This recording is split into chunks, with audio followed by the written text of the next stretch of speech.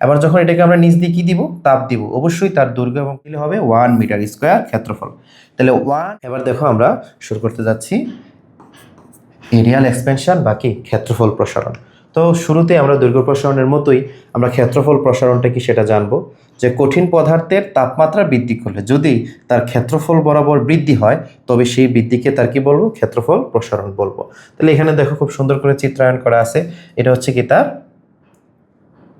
আদি ক্ষেত্রফল বা প্রাথমিক ক্ষেত্রফল, যেটাকে আমরা A1 দিলাম। এবার যখন এটাকে আমরা নিচ দিয়ে কি দিব, তাপ দিব, অবশ্যই তার দৈর্ঘ্য এবং প্রস্থ বরাবর কি পাবে, বৃদ্ধি পাবে।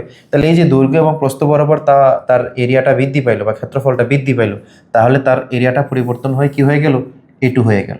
তাহলে এই দৈর্ঘ্যফল আর এই ক্ষেত্রফল বৃদ্ধিটাকে ব্যাখ্যা করার জন্য আমরা যেরকমভাবে দৈর্ঘ্য প্রসারণের সময় সূত্র শিখছি, এখানে আমাদেরকে সূত্রটা শিখতে হবে। খুবই সহজ, দেখো জাস্ট একটা ভালো করে শিখলে ওইটা দিয়ে ক্ষেত্রফল, আয়তন সবগুলা কি করতে পারবা, ব্যাখ্যা করতে পারবা। তো দেখো সূত্রটা কি বলা আছে, তাপ প্রয়োগে কোনো কঠিন বস্তুর ক্ষেত্রফল বৃদ্ধির পরিমাণ তার প্রাথমিক ক্ষেত্রফল এবং কি তাপমাত্রা বৃদ্ধির গুণফলের সমানুপাতিক। তো এই বিবৃতিটাই আমরা সমীকরণ এই জায়গায় লিখছি, যে তাপ প্রয়োগে কোনো কঠিন বস্তুর কি ক্ষেত্রফল বৃদ্ধি, তাহলে এই যে ক্ষেত্রফল বৃদ্ধি তার প্রাথমিক ক্ষেত্রফল এবং কি তাপমাত্রা বৃদ্ধির এই গুণফলের সমানুপাতিক। তাহলে ওইখানে ছিল ডেল এল সমানুপাতিক L1 ডেল টি, আর এখানে জাস্ট চেঞ্জটা হচ্ছে কি, যে ডেল এ সমানুপাতিক A1 ডেল টি, জাস্ট এল এর জায়গায় এটা বসানো আছে, আর কিছুই নেই। হ্যাঁ, তো এখন দেখো এই সমানুপাতিক চিহ্ন যদি তুলে দিই, একটা সমান চিহ্ন আসবে এবং পাশাপাশি একটা ধ্রুবক দিতে হবে, এটাই তো শিখে আসলাম না। তাহলে এখানে এই যে সমানুপাতিক ধ্রুবক হচ্ছে বিটা, এই বিটাটাকে বলবো আমরা কঠিন পদার্থের ক্ষেত্রফল প্রসারণ সহগ। এর আগে আলফা কি ছিল, কঠিন পদার্থের দৈর্ঘ্য প্রসারণ সহগ, আর এখানে এই বিটাটা হবে কঠিন পদার্থের ক্ষেত্রফল প্রসারণ সহগ। এবার খেয়াল করো, যদি এই সমানুপাতিক দূর করে আমরা মানে এই সমীকরণটা পাই, এই সমীকরণটা থেকে আমরা বিটার সমীকরণ নিয়ে আসবো। তো বিটার সমীকরণ নিয়ে আসলে এটাকে যখন এই পাশে আনবো, এই পাশটাকে যখন ওই পাশে নিব, তারপর বিটার সাথে যারা গুণ অবস্থা আছে ওই পাশে ভাগ হয়ে নিচে বসবে, এই যে নিচে আছে। তো ফাইনালি আমরা বিটার সমীকরণ পেলাম del A by A1 del T. তো এটাকে আমরা ব্রডভাবে লিখলে এইভাবে লিখতে পারি, এ মানে কি, ডেল এ মানে কি তাপ আর ক্ষেত্রফল বৃদ্ধি। তো ক্ষেত্রফল বৃদ্ধিটাকে আমরা কীভাবে দেখতে পারি, লিখতে পারি যে চূড়ান্ত ক্ষেত্রফল মাইনাস প্রাথমিক ক্ষেত্রফল ডিভাইডেড বাই A1 ডেল টি। কীভাবে লিখতে পারি, চূড়ান্ত তাপমাত্রা মাইনাস T1, সেটাই তো না। তাহলে এই যে আদি ক্ষেত্রফল, এ হচ্ছে আদি ক্ষেত্রফল, তাপমাত্রা দেওয়ার পর প্রসারণ হয়ে এই ক্ষেত্রফল হয়ে গেল, যেটা হচ্ছে কি A2।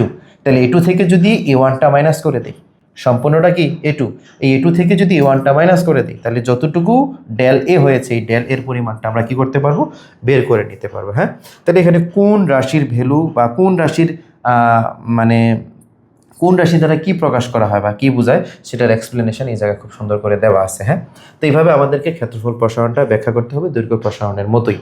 তো আশা করি সময় পারবা, তারপরে চলো সামনে যাই। এখন আসো এই ক্ষেত্রফল প্রসারণ সহগের যে সংজ্ঞাটা আছে এটা আমরা এক্সপ্লেন করবো এর আগের মতোই।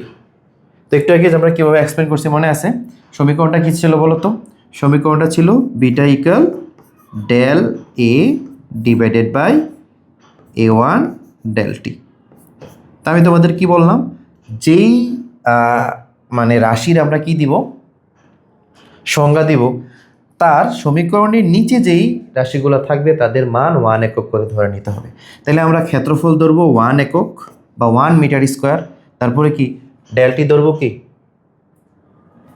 1 কেলভিন। তাহলে উপরে যে ডেল এ আছে ডেল এই তো থাকবে না। তো ফাইনালি 1 হলে আমরা বিটা ইকুয়াল কি পাই, বিটা ইকুয়াল পাই হচ্ছে ডেল এ। এখন আসো এখান থেকে আমরা সংখ্যাটা নিজের মতো করে তৈরি করি। 1 মিটার স্কোয়ার ক্ষেত্রফল বিশিষ্ট, হ্যাঁ, ক্ষেত্রফলের A1 ইকুয়াল কি 1 মিটার স্কোয়ার, আর ডেলটি হচ্ছে কি 1 কেলভিন। 1 মিটার স্কোয়ার, এখানে একটু খেয়াল করি, দৈর্ঘ্য বরাবর 1 মিটার, প্রস্থ বরাবর 1 মিটার, গুণ দিলে হবে 1 মিটার স্কোয়ার ক্ষেত্রফল। তাহলে 1 মিটার স্কোয়ার ক্ষেত্রফল বিশিষ্ট কোনো কঠিন পদার্থের তাপমাত্রা 1 কেলভিন বৃদ্ধি করলে তার দৈর্ঘ্য বরাবর যে বৃদ্ধিটা হয়, তাহলে দেখো তার নতুন ক্ষেত্রফল হচ্ছে এটা।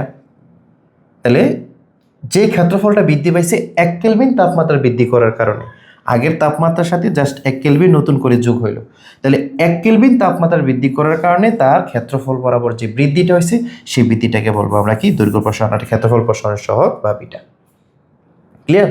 আমি আবারও বলছি, 1 মিটার স্কয়ার ক্ষেত্রফল বিশিষ্ট কোনো কঠিন পদার্থের তাপমাত্রা 1 কেলভিন বৃদ্ধি করলে তার ক্ষেত্রফল বরাবর যে বৃদ্ধিটা হয় সেই বৃদ্ধিটাকে বলবে কি তার ক্ষেত্রফল প্রসারণ সহগ। তারপরে তার একক হচ্ছে কি পার কেলভিন বা কেলভিন ইনভার্স 1। সেটা কিভাবে আমি তোমাদেরকে একটু দেখাই। এই সমীকরণের দিকে একটু খেয়াল করি।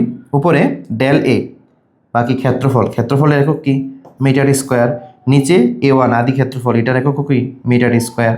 তো এই মিটার স্কোয়ার কাটাকাটি গিয়ে নিচে শুধু কি থাকে ডেল টি এর মান কেলভিন থাকে না, তো কেলভিন এককটা উপরে গেলে কি হয়ে যায় পার কেলভিন। ওকে, তাহলে দৈর্ঘ্য প্রসারণের সহগ, ক্ষেত্রফল প্রসারণের সহগ, এরপরে আসবে আয়তন প্রসারণের সহগ, সবগুলা সহগের এককই হচ্ছে কি পার কেলভিন। হ্যাঁ।